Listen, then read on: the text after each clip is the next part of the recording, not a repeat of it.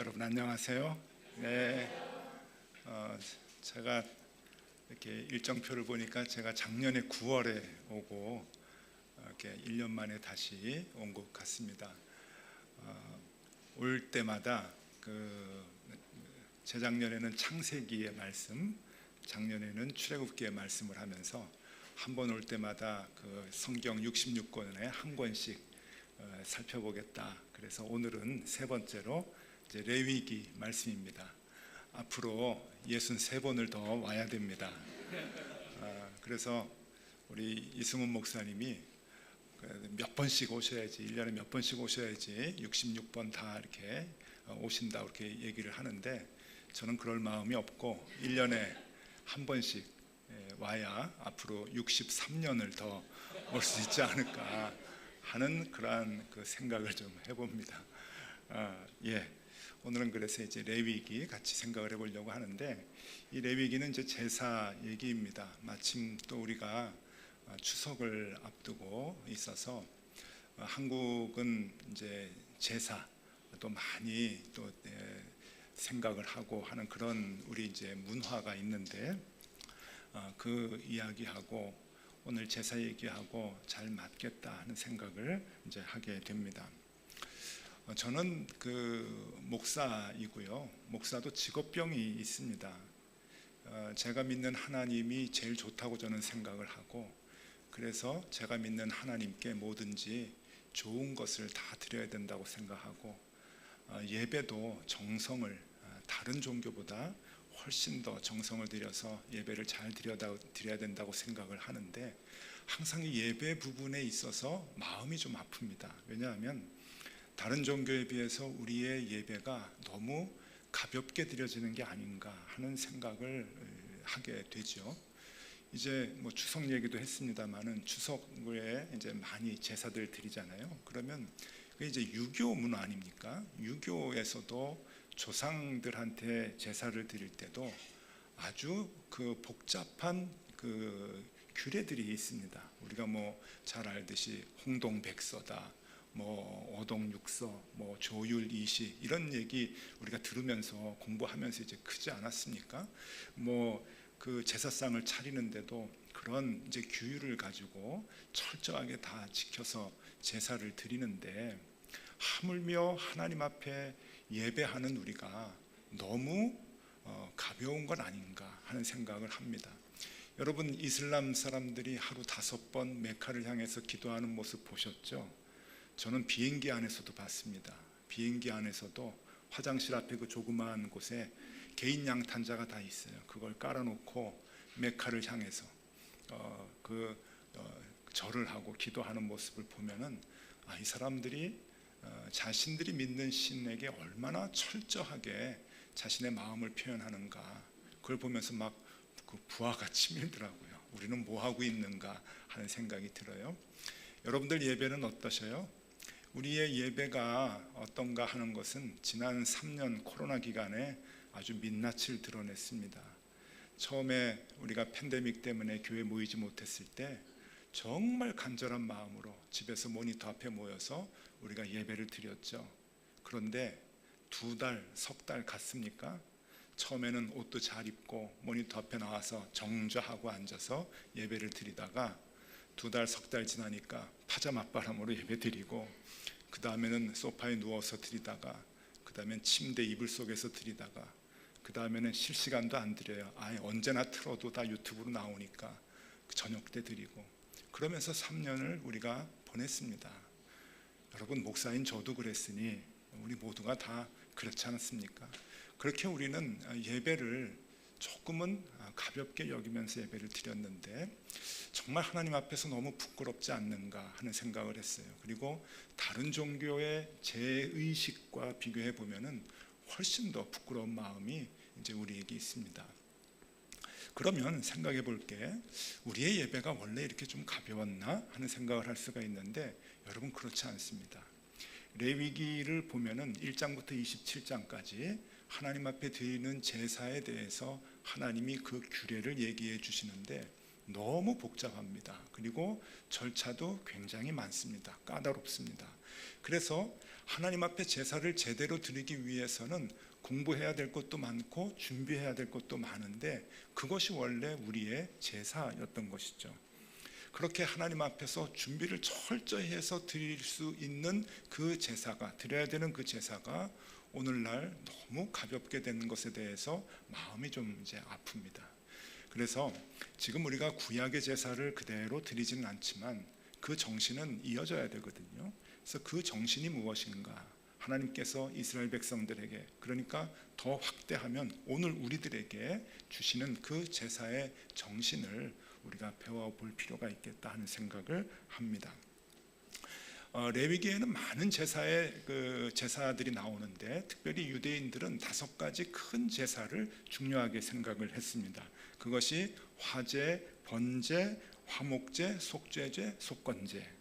다 외우실 필요는 없습니다. 그게 이제 제일 크고 그 다음에 요제다 무슨 제다 하면서 이제 그 작은 제사들이 있는데 이 제사에 대한 내용이 1장에서부터 27장까지 다 이어지는데 이 제사가 각각이 다 복잡하고 어렵지만은 가만히 들여다보면은 뭔가 공통점이 발견이 됩니다.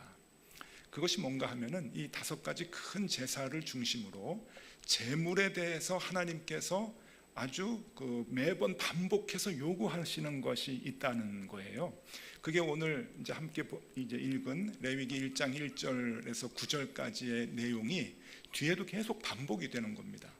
근데 그 반복이 되는 내용이 뭔가 하면은 드린 제물에 대해서 하나님께서 원하시는 방법으로 제물을 드려라라고 하는데 공통점이 4가지가 나옵니다. 첫 번째는 피를 흘려라 하는 거고, 두 번째는 가죽을 벗겨라 라고 하는 거고, 세 번째는 그 제물을 각을 떠라 라고 하는 거고, 네 번째는 불 위에 다 태우라고 말합니다.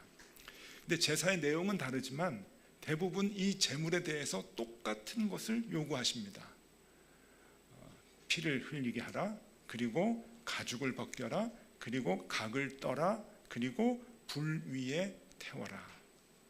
왜 하나님께서 이렇게 복잡한 요구를 하셨을까 하는 걸 생각해 볼 필요가 있는데, 여러분 조금 잔인하지 않으세요? 그냥 목을 비틀어 가지고 피만 흘리면 됐지, 또 가죽도 벗기고 또 살은 각을 뜨라 그러고 그다가 또 불 위에다 태우라고 하는데 하나님이 정말 잔인하신가 하는 생각이 살짝 들어요.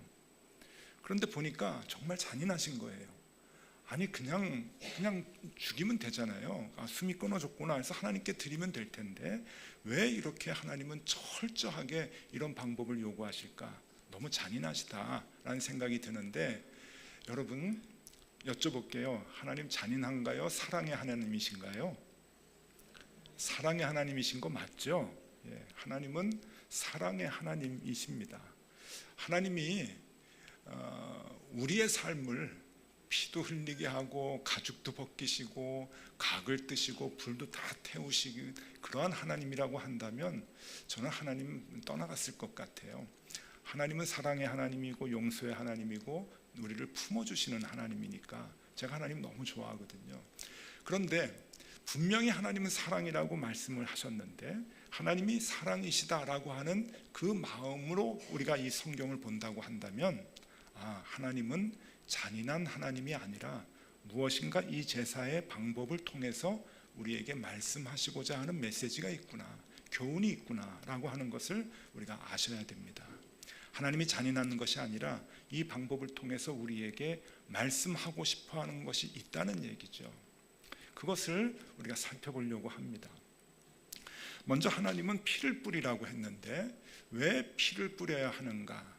그 답은 히브리서에서 분명하게 얘기해주고 있습니다. 히브리서 9장 22절에 보면은 율법에 따라 거의 모든 물건이 피로써 정결하게 되나니 피 흘림이 없은즉 죄사함이 없느니라.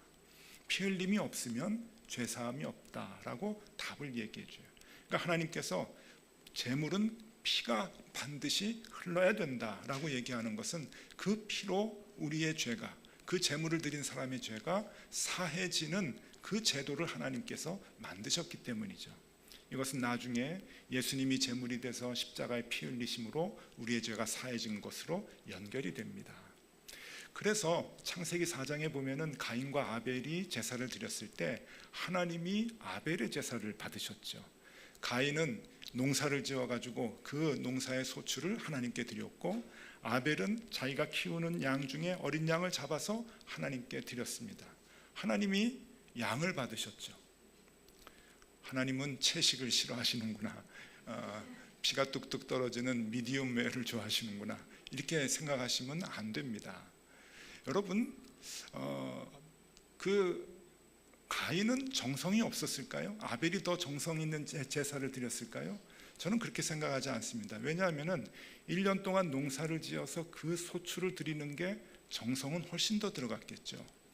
양은 놓으면 애기 새끼도 낳고 큽니다. 그 중에 하나 잡아가지고 하나님께 제사 드리는 게 뭐 그렇게 정성이 들어간다고. 그러니까 정성의 문제도 아닙니다. 또 히브리서에 보면은 믿음으로 아벨의 제사를 받았다라고 말씀하시는데 아닙니다. 히브리서 11장 4절에 이렇게 나옵니다. 믿음으로 아벨은 더 나은 제사를 하나님께 드림으로 의로운 자라 하시는 증거를 얻었으니, 이렇게 나와서 우리는 착각을 해요. 아벨이 더 믿음이 좋았겠구나 생각을 하는데, 그 뒤에 다른 말씀이 나옵니다. 그 바로 뒤에 하나님이 그 예물에 대하여 증언하심이라.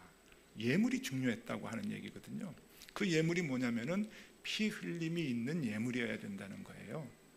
그러니까 피 흘림이 있어서 죄 사함을 주시는 그 제도를 하나님이 만드시면서 모든 제물은 피 흘림이 있어야 하나님이 받으시겠다라고 하는 거죠. 그래서 피 흘려야 된다라고 하는 건데, 피 흘리는 건 여러분, 죽지 않으면 피가 흘려지지 않죠. 피를 다 흘려서 쏟으라고 지금 얘기하는데, 그것은 죽음을 얘기하는 겁니다. 자, 두 번째, 가죽을 벗겨라. 가죽, 잔인합니다. 가죽을 벗기면은, 어려서 할아버지가 집 마당에서 닭을 잡으셨어요. 닭을 목을 비틀어 가지고 숨을 끊어놓고는 뜨거운 물에 담그셨어요. 왜 담궜는지는 아시죠? 어르신들은 아실 거예요. 털을 뽑으려고.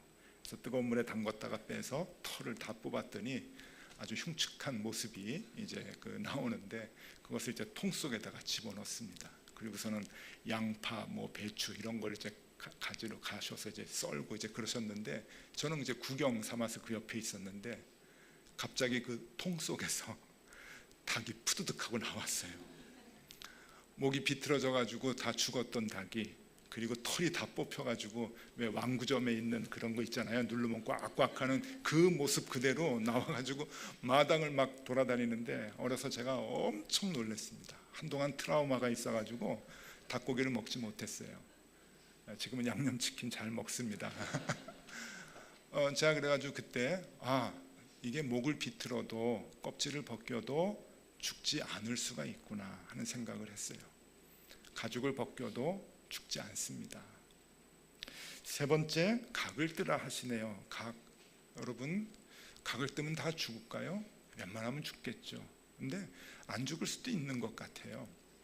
저는 일본에서 목회를 10년을 했는데, 일본에서 목회할 때 교인들이 좋은 그 식당들 많이 데리고 가가지고 저 많이 밥을 사줬습니다. 일본 사람들 사시미 좋아하는데 사시미 집에 가니까 사시미를 떠요. 한국은 횟집에 가면은 한 접시 가득하게 이제 회를 담아서 나오지만은, 일본은 조금 그 문화가 다릅니다. 일본은 조그만한 손바닥만한 생선을 이제 그 회를 뜨면은 그 생선을 한 접시에 딱 담아요. 그리고 작품을 만듭니다, 셰프들이. 그러니까 대가리부터 꼬리까지 그대로 놔두고 몸통을 이제 각을 떠가지고 그거를 집어먹게 만들어요. 그래서 이제 젓가락으로 몸통에 있는 살들을 하나씩 먹는데, 이게 대가리부터 꼬리까지 그냥 뼈다귀가 가운데 보이는데 다 먹을 때까지 움직여요. 이게요. 그래서 그 일본에 있는 그 셰프들은 신경을 건드리지 않고 끝까지 먹을 때까지 움직이게 만드는 게 실력이라고 그런다 그래요. 그래가지고 저희 아내는 먹지도 못하고 놀래서 뭐 외국 사람들이 한국에 오면 산낙지 못 먹는 것 같이 막 놀랐습니다. 아니 다 먹어가지고 애들 그림 그릴 때, 뼈다귀 그림 그릴 때 생선하고 꼬리 있고 가운데 이렇게 가시만 그리잖아요. 딱 그 모양이 남았는데 움직이는 거예요. 바닥바닥. 그래서 이럴 수도 있구나. 그때 이제 제가 알았죠. 각을 떠도 죽지 않는구나. 물론 여기에서 가죽을 벗기고 각을 뜨라고 하는 것은 더 깊은 의미의 말씀이기도 합니다만은 가장 중요한 것은 죽여라 라고 하는 거예요. 피를 흘려라, 죽어야 된다. 가죽을 벗겨라, 죽어야 된다. 그리고 각을 떠라, 죽어야 된다. 그리고 마지막, 그래도 안 죽어? 태워야지. 그러고서는 불에다가 사르는 거예요. 그러면 이건 뭘 의미하는 거냐면은 살아있는 꼴을 하나님께서 못 보시겠다고 하는 거죠. 여러분, 우리가 신앙생활을 할 때 그래요. 하나님 앞에서도 그렇고 우리 교인들하고 같이 신앙생활을 할 때 자꾸 우리를 이제 죽이라 그러잖아요. 그러니까 죽여요. 또 한 번 죽이고 그러면 끝까지 죽게 됩니까? 또 불쑥 살아나잖아요. 또 내 자아가 살아나고 못난 성격이 또 불쑥 나오고 분노하게 되고. 그래서 요새 분노 조절이 잘 안 된다 그러잖아요. 분노 조절 장애까지, 그것도 이제 병으로 얘기를 하듯이 우리는 의식적으로 예수 믿는 사람 날 죽여야지 생각을 하지만 그 잘 되질 않습니다. 또 솟구쳐 오르고 또 내 성격이 먼저 나오고, 그래서 실수도 하고 상처도 주고 관계가 깨지고 그런 경우가 많단 말이에요.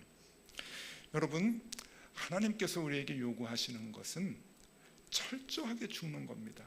적어도 우리가 하나님 앞에 나와서 제사를 드린다라고 할 때 하나님은 그 제물을 향기로운 제물로 받으시기를 원하는데 그 조건이 뭔가? 그것은 죽어야 되는 거예요. 어떻게 죽어야 되느냐? 완전히 죽어야 되는 겁니다. 다시 소생 가능성이 없을 정도로 완전히 죽을 때 하나님은 그 제물을 향기로운 제물이다 그러고 받으신다고 하는 거죠. 우리가 구약 시대의 그 제사의 모습을 지금 그대로 재현할 수는 없습니다. 그러면 여러분들 주일마다 양 한 마리씩 가져와야 돼요. 하다못해 비둘기 한 마리씩 가져오고, 그래서 이 앞에서 피를 흘리고 우리가 제사를 드려야 되겠죠.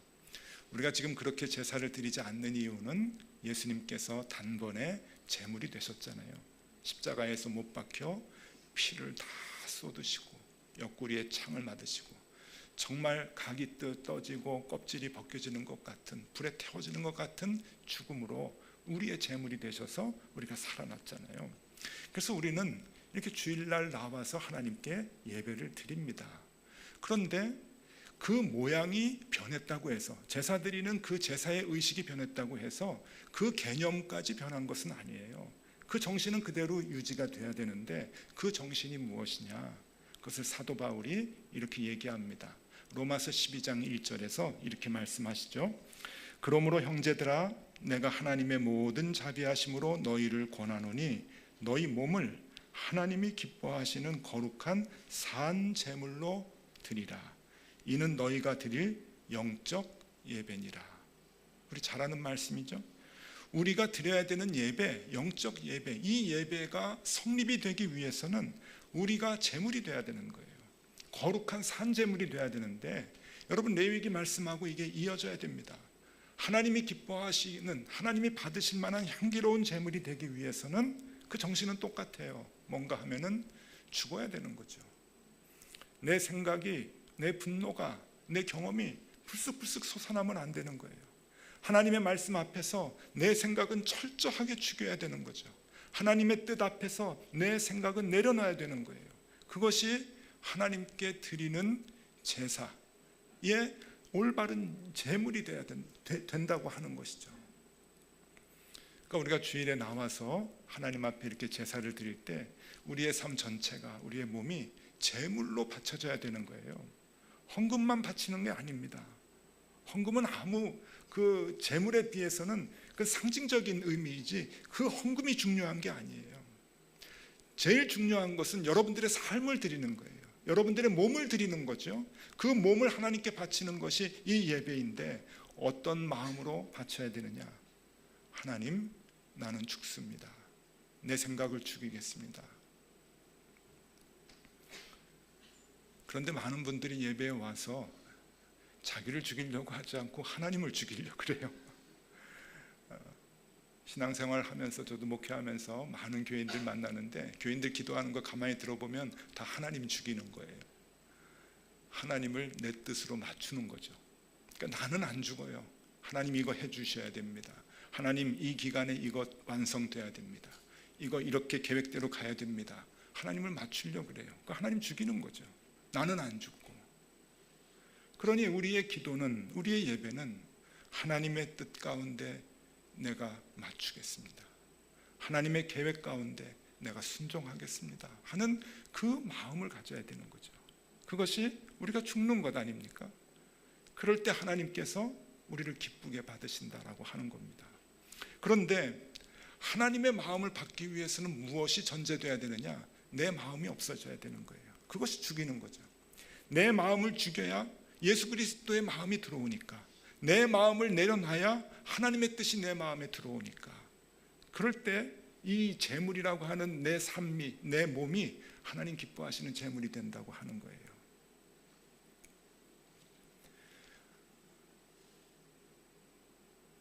맥스 루케이도라고 하는 목사님이 계시는데 제가 참 좋아합니다. 그분이, 저는 한 번도 만난 적은 없지만 그분이 그 책을 많이 쓰셨어요.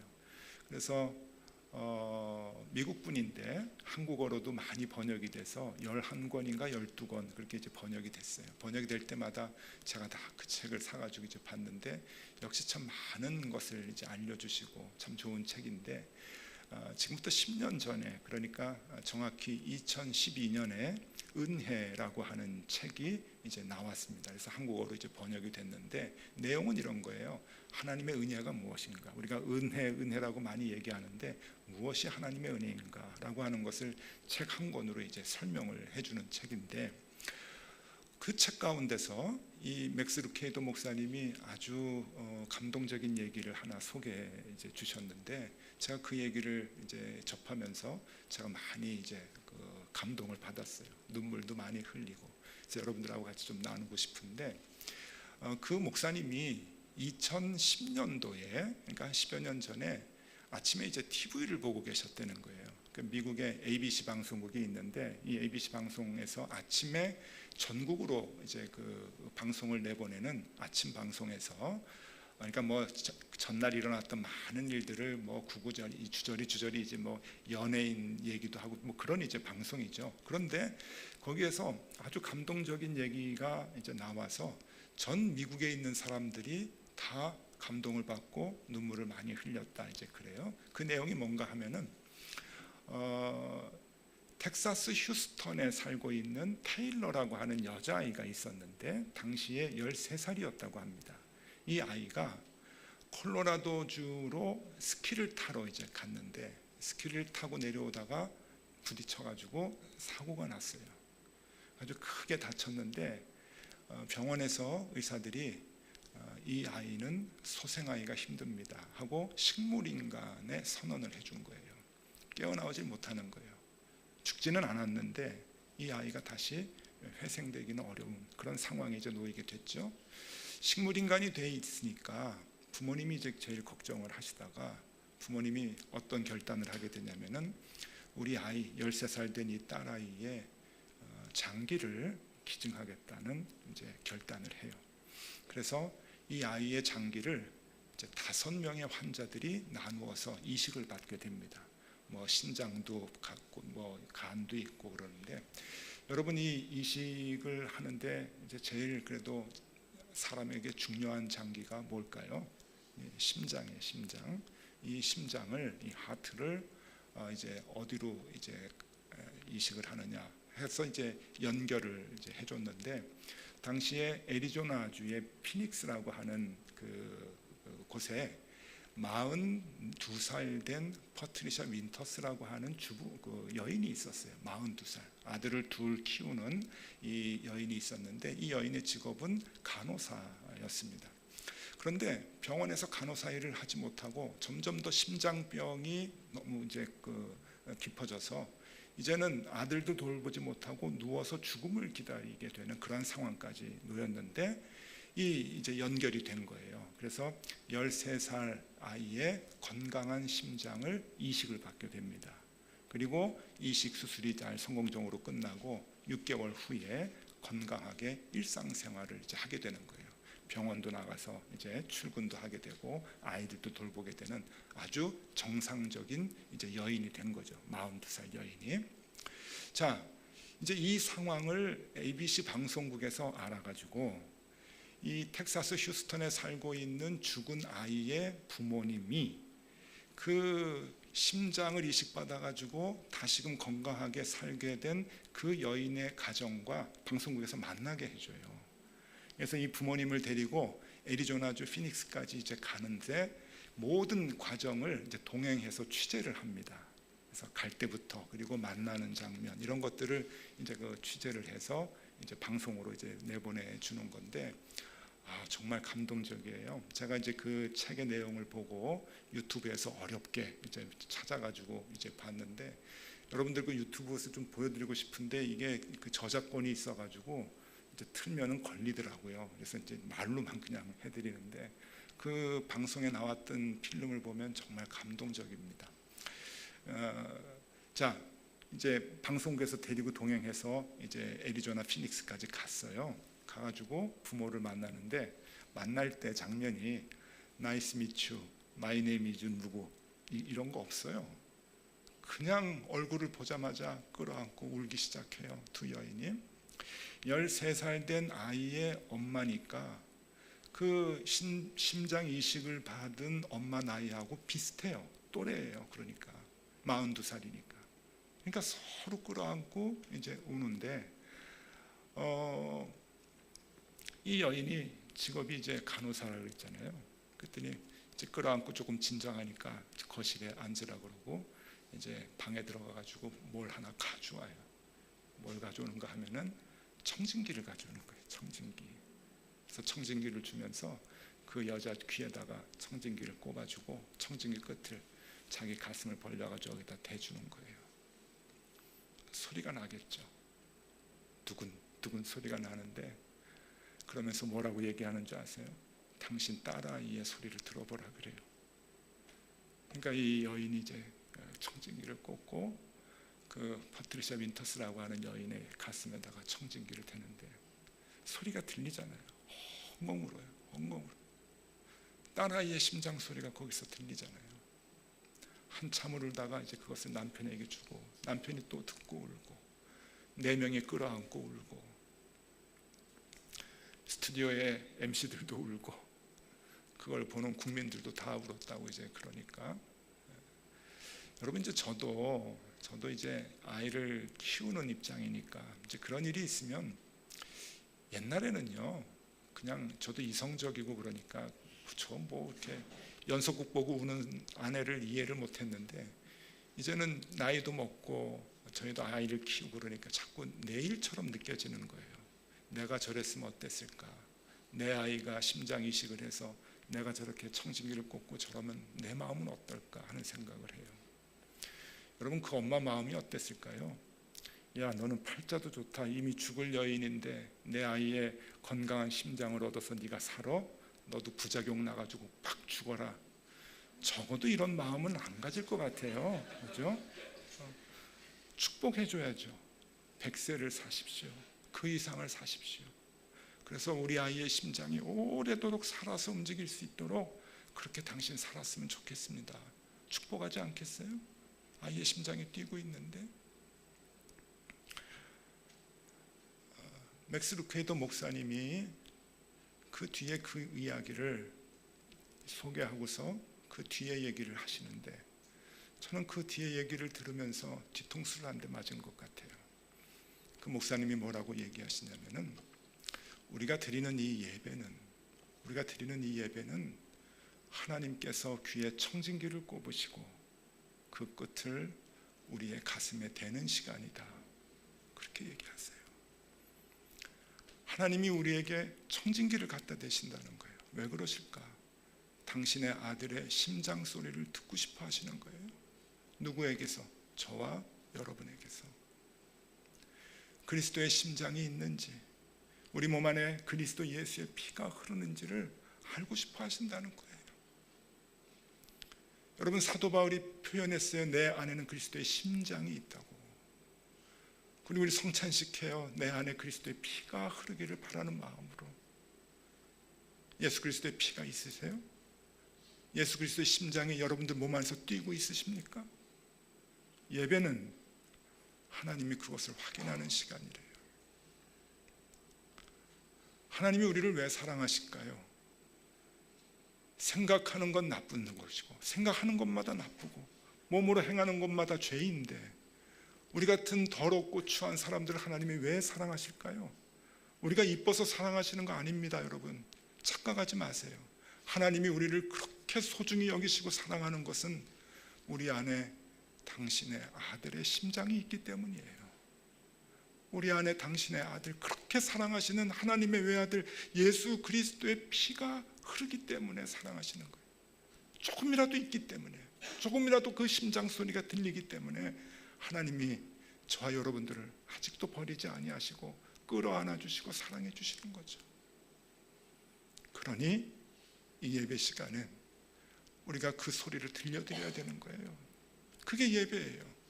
그 심장의 소리를, 예수 그리스도의 심장의 소리를 들려드리기 위해서는 여러분, 내 생각을 죽여야 돼요. 내 고집을 죽여야 돼요. 내 아집을 내려놔야 돼요. 하나님의 말씀으로 살겠습니다. 예수 그리스도의 가르침대로 내가 순종하며 따라가겠습니다 라고 하는 그 마음이 있을 때 내 안에 그리스도의 심장이 뛰는 거죠. 그래서 사도 바울은 갈라디아서 2장 20절에서 이렇게 말합니다. 내가 그리스도와 함께 십자가에 못 박혔나니 그런즉 이제는 내가 산 것이 아니요 오직 내 안에 그리스도께서 사신 것이라. 내 안에 그리스도가 사시는 것이다. 어떨 때?